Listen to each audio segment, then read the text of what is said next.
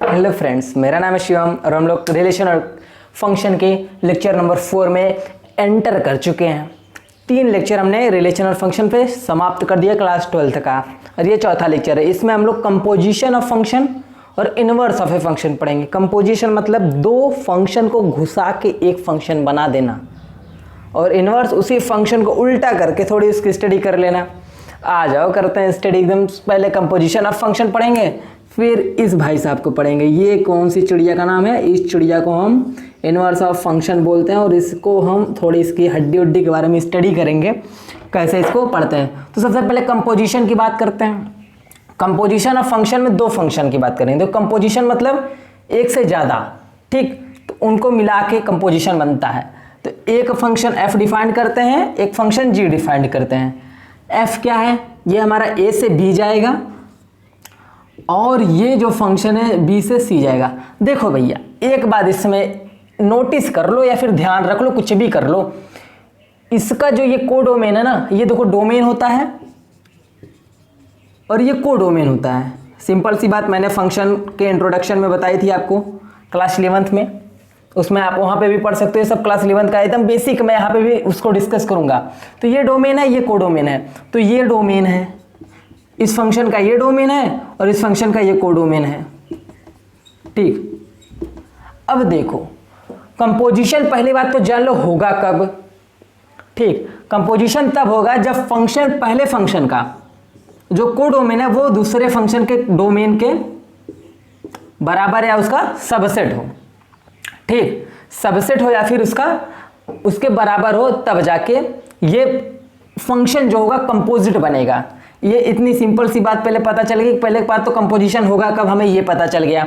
ये दोनों इक्वल हो या फिर इसका ये सबसेट हो, ठीक। जब ये कहानी होगी तब काम बन जाएगा।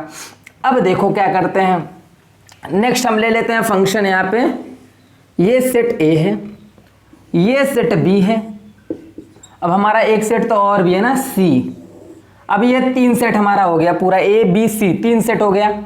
अब पहले सेट में कुछ एलिमेंट ले लो, A1 A2 A3 A4 A5, ठीक।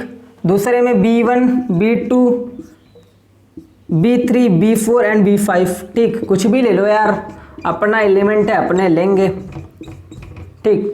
5-5 एलिमेंट भर लिए सब में, कोई दिक्कत नहीं, कोई दिक्कत नहीं। अब A1 जा रहा है B1 पे, ठीक, ये मैपिंग है। A2 जा रहा है B3 पे, A3 जा रहा है B4 पे, A4 भी जा रहा है B4 पे, और A5 जा रहा है B5 पे। चलो भैया, सब पे चले गए, काम हो गया। ये फंक्शन तभी डिफाइंड होगा, पहले हम A और B की बात करेंगे, यानी कि फंक्शन f की बात करेंगे। यहाँ से यहाँ तक जो फंक्शन डिफाइंड हुआ है वो f डिफाइंड हुआ है, और यहाँ से यहाँ तक जो फंक्शन जाएगा वो g डिफाइंड होगा। फंक्शन A में हम A और B की बात करेंगे, सेट और A और सेट B। और ये फंक्शन कब डिफाइंड होगा? जब ये जो इसका डोमेन है वो कंप्लीटली मैपिंग होगी किसी न किसी के साथ, मतलब यहाँ का कोई एलिमेंट छूटना नहीं चाहिए। ये हमारी फंक्शन की डिफिनेशन बोलती है, फंक्शन का लॉ बोलता है, नियम बोलता है फंक्शन का, कि हमारा इसमें कुछ नहीं छूटना चाहिए, और सबकी एक एक मैपिंग होनी चाहिए। देखो, एक मैपिंग हुई है, इसकी भी एक, इसकी भी एक, इसकी एक। इधर 2 चला जाए, 2 अलग लोग इस पे एक पे आकर टिक जाए, उससे मतलब नहीं, लेकिन एक लोग 2 अलग पे नहीं जाने चाहिए। तो ये बात बहुत गौर करने वाली है। उसके बाद क्या करते हैं, देखो ध्यान से देखो। अब हमारा ये फंक्शन कंप्लीट हो गया। अब दूसरे फंक्शन पे आते हैं जी फंक्शन का ये डोमेन रहा और ये कोडोमेन रहा, तो इधर से इधर डिफाइन करते हैं। आ जाओ, अब जब डिफाइन करेंगे, मान लो B1 जा रहा है C2 पे, अब B2 जा रहा है C3 पे, अब B3 जा रहा है C3 पे, B4 जा रहा है C4 पे, और B5 भी जा रहा है C4 पे। अब ध्यान से देखो, ये फंक्शन बनने के लिए इसके सबकी मैपिंग होनी जरूरी है, ठीक। सबकी मैपिंग करा दिए, सबकी यूनिक मैपिंग कराए हैं इधर से, और इधर जाके 2 पे हुआ, 3 पे हुआ, हमसे कोई मतलब नहीं है। अब देखो, एक सिंपल सी बात बताएं, हमें फंक्शन डिफाइन करना है इधर से इधर तक, ठीक है। अगर फंक्शन यहां से यहां डिफाइंड हमें करना है डायरेक्ट, देख लो, A1 पहले जा रहा है B1 पे, फिर B1 जा रहा है C2 पे, ठीक। यहाँ पे क्या बोल रहा है, जो f ऑफ A1 है, यानी कि इसका जो इमेज है वो क्या है, B1 है, ठीक। और f ऑफ B1 जो है वो हमारा क्या है, एफ ऑफ b1 क्या है हमारा c2 है। ठीक, अब हमें ऐसा कुछ करना है कि हम डायरेक्ट यहां से यहां पहुंच जाएं, यानी कि हमें एक ऐसा फंक्शन चाहिए कि जो हमें, मान लो यहाँ कोई फंक्शन है, यहाँ पे कोई फंक्शन है मान लो, ठीक, हमें डायरेक्ट जो हमारा a से b जा रहा है, b से c जा रहा है, हम डायरेक्ट a से c पहुंचना चाह रहे हैं, हम डायरेक्ट a से c पहुंचना चाह रहे हैं। जब डायरेक्ट a से c पहुंचना है हमें ना, तो इस फंक्शन को बोलते हैं गॉफ। क्या बोलते हैं, गॉफ फंक्शन।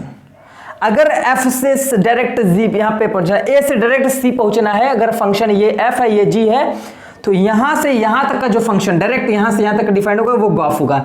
यानी कि ये जो फंक्शन है गॉफ, g ये o है और f है, ठीक, ये क्या हमारा गॉफ, ये फंक्शन, ये समझ लो कि एक तरीके से ऑपरेशन है, इसको बोलते हैं, यहाँ ऑपरेशन बोलते हैं। ये दोनों को थोड़ा कंपोजिशन का मतलब साइन समझ सकते हैं, कंपोजिशन का, तो ऐसे इसको लिखते हैं, इसको पढ़ते कैसे, गॉफ, फॉग, ठीक, इसका गॉफ है। अब फॉग भी देखेंगे क्या होता है, जब इधर से इधर डिफाइंड हुआ मतलब डायरेक्ट, इसका मतलब a से c जाएगा। अब हमें एक फंक्शन c से a डिफाइंड करना है, a से b जा रहा है, b से c जा रहा है, लेकिन हमें c से a चाहिए। जब हमें c से a चाहिए होगा ना, तो FOG फॉग डिफाइंड होगा, ठीक। अब फॉग कैसे डिफाइंड होगा, ये इधर से इधर आएगा, ठीक, इधर से इधर आएगा, इधर का साइन मारोगे, यहाँ पे फॉग लिख दो, ये फॉग डिफाइंड होगा, गॉफ और फॉग। तो ये सिंपल सी चीज है, पहले आप जान लो ये क्या होता है, ठीक, इसका एक्सप्लेनेशन अभी देंगे, पहले यहाँ पे आओ, हमें यहाँ से यहाँ पहुँचना है, ठीक। अब देखो कैसे पहुँच सकते हैं, आपको कुछ अगर ध्यान से दिख रहा हो तो ये दिख रहा हो b1 की जो वैल्यू है f ऑफ a1 है, हमें गॉफ निकालना है, गॉफ, ठीक, यहाँ पे क्या है, g है, ये फंक्शन g था, ठीक, g ऑफ b1 ना, तो ये हो गया। ये फंक्शन कहीं आपको दिख रहा है, ये b1 की वैल्यू आपको f ऑफ a1 दिख रहा है, और b1 और कहीं दिख रहा है, यहाँ पे दिख रहा है, तो यहाँ पे b1 की जगह अगर f ऑफ a1 भर दें तो कोई गुना होगा, कोई गुना नहीं होगा, कोई कुछ नहीं कर सकता। आओ भर के देखते हैं। अब यहाँ पे हम लोग क्या करेंगे, g ऑफ b1 की जगह हम f ऑफ a1 भरेंगे, और फिर इसकी वैल्यू हम यहाँ पे c2 लिखेंगे, ठीक, यही वाला एक्सप्रेशन लिए है जहाँ पे b1 की जगह हम f ऑफ a1 पुट कर दी। अब इसी को बोलते हैं GOF ऑफ a1, क्या है, c2। तो ये आपका गॉफ हो गया, ये सिंपल सी चीज। तो गॉफ को अगर गॉफ दिया गया तो क्या इसका मतलब है, यानी कि f ऑफ x अगर कहीं पर इस तरीके से दिया है गॉफ x, इसका मतलब क्या है, g of f of x, ठीक, बराबर ये समथिंग जो फंक्शन रहेगा। तो आपको एक्चुअली में जो ये होता है, इसका मतलब जो ग्राफिकली मैंने जो समझाने की कोशिश की, तो आई होप आपको समझ में आ गया होगा। अब आते हैं थोड़े से प्रैक्टिकल क्वेश्चंस पे, उसमें देखते हैं कैसे ये फॉग और गॉफ अप्लाई होगा, ठीक है। थोड़ा हम अपना डस्टर लेके इसको मिटा देते हैं, तो ये हम देखेंगे कैसे हमारा ये फॉग गॉफ ये सब डिफाइंड होगा। तो चलो हम अपना ये नौटंकी सब मिटाते हैं। क्या लिखा है ये सब, एकदम बहुत इजी है, कंपोजिशन ऑफ फंक्शन अभी करना सीख जाओगे 1 मिनट में, एकदम तड़ातड़ करोगे। देखो भाई, एक फंक्शन हमारा f(x) है, वो क्या है हमारा फंक्शन f(x)। मान लो तो हमारा फंक्शन कोई x² है, ठीक, और g(x) हमारा एक फंक्शन है, वो है x² + 2। ये हमारा दो फंक्शन है। अब बोला है FOG यानी कि फॉग निकालो, गॉफ निकालो। चलो फोफिया मिठाई खा लेते हैं, FOF ऑफ निकालो, F ऑफ F, ठीक। अब गॉग निकालो, सब नौटंकी निकालेंगे। चलो सबसे पहले गॉफ की बात करते हैं, इधर पहले सीखे तो सबसे पहले गॉफ की बात करते हैं। GOF गॉफ लिखे, ठीक, गॉफ ऑफ x ना, इसको हम क्या करेंगे, ऐसे लिख लिए। अभी इसका एक्सपेंशन क्या होगा, G of F of x, ठीक। सबसे पहले हम gx लिखेंगे, इसका मतलब क्या है, gx। सबसे पहले g of f of x, ठीक है, यही है ना। इसको हम सबसे पहले क्या लिखेंगे, यहाँ पे g, समझ लो पहले ये g f ऑफ x है, g क्या है, x² + 2, ठीक। अब हमें क्या करना है, बोला है x की जगह f ऑफ x, मतलब ये g है और ये आपका x है, ठीक, g ऑफ x बराबर ये दिया है, x की जगह पे fx डाले हैं। देखो अगर हम सिंपल से अगर ये बात करें, g ऑफ x बराबर x² + 2 है। अब हमें गॉफ लाने के लिए क्या करना होगा, x की जगह f ऑफ x पुट करना होगा। अगर g की जगह हम f ऑफ x पुट करेंगे तभी तुम्हारा ये गॉफ बनता है। तो यानी g की जगह हम f ऑफ x पुट करेंगे। तो चलो आप पुट करते हैं g की जगह f ऑफ x। जब यहाँ पे x की जगह f ऑफ x पुट करें तो यहाँ पे x की जगह f ऑफ x वाला कहानी पुट होगा, तो जहाँ जहाँ पे x है वहाँ पे x स्क्वायर पुट कर दोगे, x स्क्वायर का होल स्क्वायर प्लस 2। तो क्या हमारा हो जाएगा x पावर 4 प्लस 2, यानी कि हमारा जो गॉफ बन गया वो हमारा x पावर 4 प्लस 2 बन गया। ठीक, ये चीज़ आपको समझ में आई, सिंपल सी चीज़ थी। अब फॉग के बारे में देखते हैं। फॉग मतलब f of g of x। ठीक, ये होता है। अगर हम इसको एक सेकंड के लिए इसको x माने, f ऑफ x आपका दिया है x स्क्वायर लिख लो। अब हमारा फॉग कैसे निकलेगा? फॉग तब निकलेगा जब यहाँ पे x की जगह g ऑफ x पड़ेगा। x के g ऑफ x डाल दो, x के जगह g ऑफ x डालोगे तो f of g of x ऐसे लिखेंगे। ठीक, सिंपल। अब x की जगह पे ये पूरी चीज लिख दो, यानी कि x स्क्वायर प्लस 2 का होल स्क्वायर बनेगा। x की जगह हम पूरी क्वांटिटी रख दी, स्क्वायर जो इसका था स्क्वायर हो गया। तो ये हो गया आपका FOG, यानी कि FOG यानी कि फॉग, x स्क्वायर प्लस 2 का होल स्क्वायर। तो आपका ये गॉफ कैसे लिखा जाता है, फॉग कैसे लिखा जाता है, ये आपको आई होप समझ में सिंपली तरीके से आ गया होगा। आ जाओ भाई, फॉफ निकालते हैं, गॉग निकालते हैं। ठीक, फॉग निकालते हैं, गॉग निकालते हैं। फॉफ की बात करें तो f ऑफ x मतलब सबसे पहले fx लिखेंगे। fx क्या है? x स्क्वायर है। अब फिर इसके x की जगह f ऑफ x पुट करेंगे। जब f ऑफ x इसके जगह भी पुट करें तो f ऑफ x की वैल्यू x स्क्वायर है, तो x स्क्वायर का होल स्क्वायर बन जाएगा। तो क्या बनेगा? x power 4। फॉफ निकल गया आपका। आ जाओ गॉग की बात करते हैं। गॉग सबसे पहले g ऑफ x लिखेंगे। g ऑफ x क्या है? x square plus 2। जो पहले रहेगा, अगर इस तरीके से सेगमेंट दिया गया, इस तरीके से जो पहले लिखेगा उसके सेगमेंट को पहले लिखेंगे, फिर जो बाद में रहेगा उसको अंदर पुट कर देंगे। अब जिसमें बाद में अंदर जी ऑफ एक्स है, इसको अंदर पुट कर दिए। अब जब पुट करें तो इसमें ये वाली चीज़ इसके जगह पे आ जाएगी। तो x की जगह पे एक्स स्क्वायर प्लस 2 का होल स्क्वायर हो गया, ये स्क्वायर यहाँ पे लग गया और ये प्लस 2 पहले से था ही, तो ये आपका गॉग हो गया। आई होप आपको कंपोजिशन ऑफ ए फंक्शन बहुत अच्छे से समझ में आ गया होगा कि कंपोजिशन ऑफ फंक्शन कैसे करते हैं, दो फंक्शन को आपस में कैसे कंपोजिट करते हैं। इसको आप एक तरह से गुणा भी समझ सकते हैं। ठीक है, अलग लेवल की कहानी है। जैसे ना देखा, हम अभी तक अपने समाज में सिर्फ 4 चीज़ें जानते थे, जोड़ना, घटाना, गुणा, भाग। अब देखो एक नई क्वांटिटी है, कंपोजिशन। आप सेट थ्योरम सुने थे, यूनियन, इंटरसेक्शन, सिमेट्रिक डिफरेंस। ठीक है, बहुत सारी चीज़ें से मैंने आपको अवगत कराया था, इंट्रोड्यूस कराया था। ठीक है, तो वो सारी चीज़ें थी। तो आई होप आपको कंपोजिशन ऑफ फंक्शन अच्छे से समझ में आ गया होगा। इसका मतलब क्या होता है एफ ऑफ जी, तो ये इसका मतलब होता है। यहाँ पे मैंने आपको अच्छे से डिटेल में समझाया था, ये कैसे इसकी मैपिंग कैसे बन जाती है, वो बहुत सारी चीज़ हो गई। अब आते हैं इनवर्स ऑफ ए फंक्शन की। इनवर्स ऑफ ए फंक्शन सबसे पहले जान लेंगे डिफाइन कब होगा। जैसे हमने कंपोजिशन को जाना कि कंपोजिट कब होगा। कंपोजिट कब होगा? जब ये इसका सबसेट या फिर इक्वल होगा, तब जाके वो मतलब डिफाइंड होगा हमारा कंपोजिशन, तब जाके हम कंपोजिट कर पाएंगे। नहीं होता कुछ के लिए एक सर्टेन कंडीशन होती है, भैया हमारी कंडीशन फुलफिल करो तभी हम आपको ये आज़ादी देंगे। तो वही आज़ादी वाली बात है।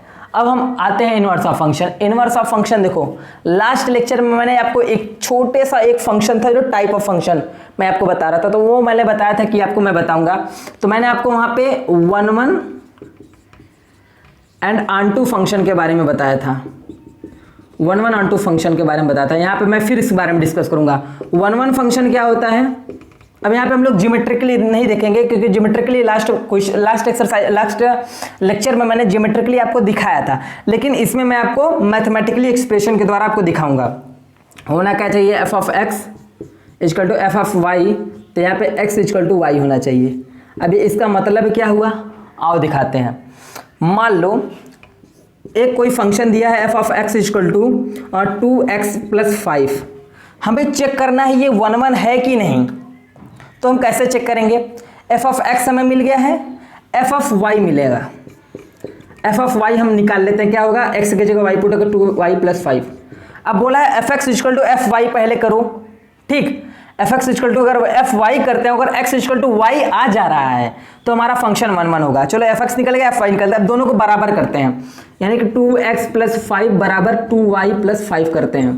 किए, ये 5 गया, ठीक, ये 2 से ये 2 गया, कट गया, खत्म कहानी।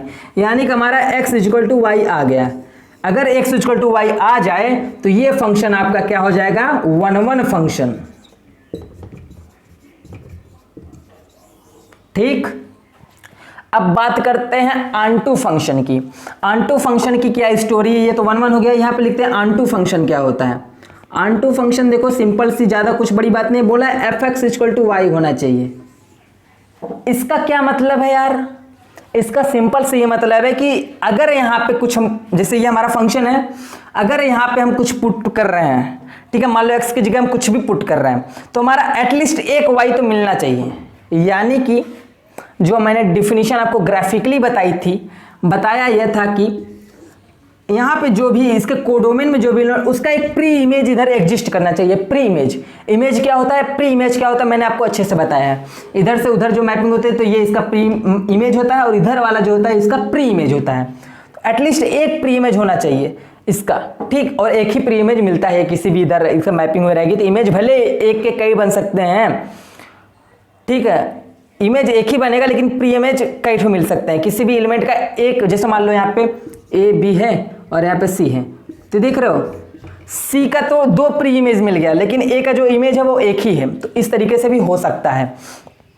तो आई होप आपको ये चीज़ समझ में आएगी कि मैं क्या कहना चाह रहा हूँ। अगर कोई यहाँ पे पुट करो तो एक वाई यहाँ पे आपको मिलेगा ही इसके कोडोमेन में। ठीक, चलो अब सिंपली हम आओ एक फंक्शन लेके देखते हैं, उसका इनवर्स कैसे निकालते हैं वो लेके देखते हैं। मैंने आपको यही जो फंक्शन लिया था अभी को, वो जस्ट फंक्शन फिर से लिख लेते हैं। F X equal to 2x plus 5, ये फंक्शन अभी को हम चेक किए, ये 1 भी है, ऑन 2 भी है। और एक बात आप जहन में बैठा लीजिए, अगर कोई फंक्शन 1 ऑन 2 नहीं है, मान लो अगर कोई फंक्शन है वो 1 ऑन 2 नहीं है, तो वो क्या है पता है, वो आपका उसका इनवर्स डिफाइंड नहीं होगा, सबसे बड़ी बात। और सबसे बड़ी बात, फंक्शन डिफाइंड करने के लिए आपको डोमेन और कोडोमेन दिया होना चाहिए। तो इसका हम मान लेते हैं फंक्शन डिफाइंड है R2R, रियल नंबर से रियल नंबर में डिफाइंड है, मतलब इसमें कोई भी रियल नंबर हम पुट कर सकते हैं, यूनिक वैल्यू मिलेगी आपको। ठीक, तो ये आपका हमने फंक्शन डिफाइंड कर दिया है। अब देखो यार, अगर 1 ऑन 2 नहीं हुआ कोई फंक्शन तो उसका इनवर्स नहीं निकलेगा। जैसे कंपोजिशन ऑफ फंक्शन में अब बाउंडेशन था, इसी तरीके से इसमें बाउंडेशन। आ जाओ भाई, अब एक प्रोसीजर देख लेते हैं। प्रोसीजर क्या देखेंगे, अब कैसे इनवर्स ऑफ ए फंक्शन निकालते हैं वो उसका प्रोसीजर देखते हैं। आ जाओ, अब सबसे पहले एफ एक्स को वाई पुट करो। स्टेप 1 में इस ध्यान से देखेंगे, एक एक स्टेप देखेंगे। स्टेप 1 में बोलो put F X equal to Y. ठीक, इधर स्टेप लिखते जाएंगे, इधर हम सॉल्व करते जाएंगे। अब एफ एक्स की जगह पे वाई पुट करना है, तो 2x प्लस 5, ठीक, पुट कर दिए भाई, इसके जगह पे एफ एक्स की जगह वाई पुट कर दिए। सेकंड स्टेप में हमें क्या करना है, सेकंड स्टेप में करना है interchange x in term of y, मतलब कि जो x है इसके बराबर, मतलब x को जो x टर्म में ये सारे लिखे गए उसको y के टर्म में चेंज करो, मतलब x के बराबर लाओ। क्या हो, इधर आएगा तो y माइनस 5/2, x बराबर इतना आ गया। चलो भैया, हम y के टर्म में ये एक्सप्रेशन अपना लेके आए।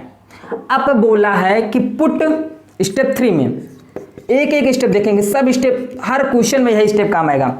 स्टेप 3 में क्या आएगा, put x equal to F inverse Y. इसको क्या बोलते हैं, एफ इनवर्स वाई।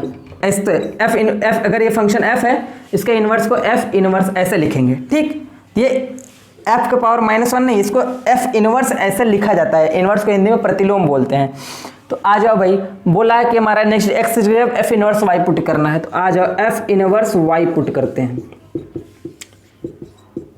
ठीक, अब लास्ट स्टेप में क्या बोला है कि स्टेप नंबर जो हमारा 4 है उसमें बोला है put x equal to Y. X के सॉरी y की जगह पे x पुट कर दो, y की जगह x पुट कर दो। कुछ नहीं किया, ये 4 स्टेप फॉलो करेंगे, सबका इनवर्स निकाल लोगे। लेकिन इनवर्स निकालने के सबसे पहले आप 1 1 ऑन 2 चेक करिए। अगर 1 1 ऑन 2 है तो आप ये प्रोसीजर लगाओगे, आपको इनवर्स मिल जाएगा। अगर 1 1 ऑन 2 नहीं है तो भले आप निकालो तो लेकिन वो प्रैक्टिकली पॉसिबल नहीं है और निकलता भी नहीं है। और क्यों 1 1 ऑन 2 का ही निकलता है वो भी मैं अभी इसके बाद में बताऊंगा। धीरे धीरे पोटली खुलेगी सर, धीरे धीरे पोटली खुलेगी। आ जाओ, put y equal to X. अब y की जगह जब x पुट कर देंगे तो f इनवर्स यहाँ पे x हो जाएगा। हमें जो निकालना था एफ एक्स हमारा दिया गया था, एफ इनवर्स एक्स हमें निकालना था, हमें मिल गया। अब y की जगह x पुट एक्स माइनस 5/2, यानी कि ये अगर एफ एक्स ये दिया गया है आपका तो एफ इनवर्स एक्स ये होगा। आपको एफ इनवर्स एक्स कैसे निकाला जाता है आई होप वो समझ में, ये स्टेप है आपके, इसको आप ध्यान में रखिएगा तो कई क्वेश्चंस का आप निकाल सकते हो। चलो ग्राफिकली देख लेते क्यों 1 1 ऑन 2 का ही डिफाइंड होता है और उन सब का डिफाइंड नहीं होता है। अब पहले एफ इनवर्स को हम ग्राफिकली भी समझेंगे कि इनवर्स ग्राफिकली होता कैसा है। चलो यार आओ देख लेते हैं। मान लो ये 1 1 ऑन 2 फंक्शन हम डिफाइन कर रहे हैं, ठीक है। ये फंक्शन एफ है, ये 1 1 ऑन 2 हम पहले आपको बता दे रहे हैं कि 1 1 ऑन 2 है, ये हम आपको डिफाइन कर रहे हैं, ठीक। चलो ये 1 1 ऑन 2 है। इसका मतलब आप समझते हो f ऑफ a1 मतलब इसका इमेज जो है वो b1 है। लेकिन आपको पता है f इनवर्स, अब f इनवर्स की जब बात होगी ना तो इधर इकाई लेंगे तो f इनवर्स यहाँ पे b1 आएगा, अब ये a1 आएगा। तो जस्ट इसका उल्टा चीज बनेगा। अगर मान लो कोई फंक्शन आपको दिया है, कोई फंक्शन आपको रोस्टर फॉर्म में दिया है, अगर बोला 2 1 3 2 3 3 यहाँ पे 4, ठीक। इस तरीके अगर आपको कोई फंक्शन दिया गया है तो इसमें आपको दिख रहा है f ऑफ 2 क्या है वो 1 है, ठीक। और f ऑफ 3 क्या है वो आपका 2 है, इसमें दिया है ना। f ऑफ 4 क्या है आपका 3 है। तो अगर f इनवर्स यहीं पे लिखें तो इसका जो ये जस्ट पलट जाएगा, जैसे रिलेशन में होता था उसी तरीके से ये भी जस्ट पलट जाएगा। जैसे रिलेशन का मैंने इनवर्स ऑफ ए रिलेशन मैंने क्लास 11th में बताया था आपको, तो वो चीज़ थी वो जस्ट पलट जाएगा तो ये आपका हो जाएगा। अब यहाँ पे अगर आप बात करो तो ये तो f इनवर्स है, f इनवर्स 1 की अगर बात करो तो वो 2 आएगा, f इनवर्स अगर 2 की बात करो तो वो 3 आएगा। तो देख रहे हो इसका जस्ट उल्टा है, यहाँ पे इनवर्स लगा के ये पारा मतलब मिल रहा है तो इसका जस्ट उल्टा हो गया। उसी तरीके से यहाँ पे भी यही कहानी बनी है। अगर ये कहानी बन रही तो अब हमें ये हमारा फंक्शन बन जाएगा, f इनवर्स में ये हमारा डोमेन बन जाएगा। अगर ये डोमेन बना तो ये सब भरा होना चाहिए, उसकी यूनिक मैपिंग होनी चाहिए। लेकिन अगर आप मेनी वन में देखो दो फंक्शन है 1 1 ऑन 2 तो आपको मिल गया है, छोड़ो। अब हमें इनटू और मेनी वन देखना है। इनटू और मेनी वन में क्यों नहीं भाई कर सकते हैं, कर इसलिए नहीं सकते हैं क्योंकि देखो अगर आप मेनी वन में आपको दिखाऊं b1 b2 b3, many one में क्या होता है ये एक पे भी गया ये भी 2 पे जा सकता है, मतलब 2 मैपिंग एक पे हो सकती है। अब अगर हम इधर से बात करें इनवर्स की बात करें तो इनवर्स में इधर से इधर जाता है, और अब अगर इनवर्स में इधर से इधर जाएगा तो सबकी एक एक मैपिंग होनी चाहिए, लेकिन यहाँ पे 2 मैपिंग हो गई है। अब जब 2 हो गया तो एक 2 पे नहीं जाना चाहिए। उल्टा देखो ना, आप उल्टा देखोगे तो ये 2 पे नहीं जाना चाहिए। फंक्शन के डिफिनीशन के एकदम जस्ट खिलाफ है भैया कि नहीं, तो इसलिए इसका नहीं होगा। इनटू में भी सेम ऑप्शन है, उसमें एक प्री इमेज ही नहीं मिलता है। प्री इमेज का मतलब है यहाँ पे एक एलिमेंट ऐसा छूट जाता है जिसका जो यहाँ पे मैप होता ही नहीं है। जब मैप होगा ही नहीं तो हमारा फंक्शन की डिफिनीशन कहते हैं सबके सब मैपिंग होनी चाहिए, और इनटू फंक्शन में यहाँ कम से कम एक मैपिंग ऐसी होती है जो नहीं एग्जिस्ट करता है। तो आपका ये इनटू भी वो भी आपका क्या होता है इनवर्स नहीं एग्जिस्ट करेगा, क्योंकि अब सिर्फ आपको आई होप आपको ये समझ में आएगा क्योंकि 1 1 ऑन 2 में ही क्यों inverse of a function define होता है। तो आई होप आपको ये वीडियो अच्छे से समझ में आई होगी। तो यही हमारा था composition of function, inverse of a function कैसे निकालते हैं, स्टेप बाय स्टेप मैंने आपको समझा दिया। फॉक क्या होता है, गॉफ क्या होता है, फॉफ क्या होता है, गॉक क्या होता है, सब समझ में आ गया। सब एग्जाम्पल के थ्रू एक एक क्वेश्चन आप step by step her cheese solve कर सकते हो, कोई प्रॉब्लम नहीं है। Thank you so much for watching this video. अब लोग नेक्स्ट वीडियो मिलेंगे जिसमें मैंने बाइनरी ऑपरेशन के बारे में जानेंगे। बाइनरी ऑपरेशन का एक ही लेक्चर बनेगा, वो भी कंप्लीट एंड डिटेल, ठीक। उसको मिस नहीं करिएगा। बाइनरी ऑपरेशन आपको बहुत अच्छे लगेगा, वो ग्रेजुएशन वगैरह में बहुत काम देता है बाइनरी ऑपरेशन। ग्रेजुएशन में ग्रुप थ्योरी आपको पढ़ना होता है सबसे पहला एब्स्ट्रैक्ट अलजेब्रा में, तो ग्रुप थ्योरी पढ़ने के लिए सबसे पहले आपको वो सब आना चाहिए, ठीक। Thank you so much for watching this video. मिलते हैं नेक्स्ट वीडियो में अपने।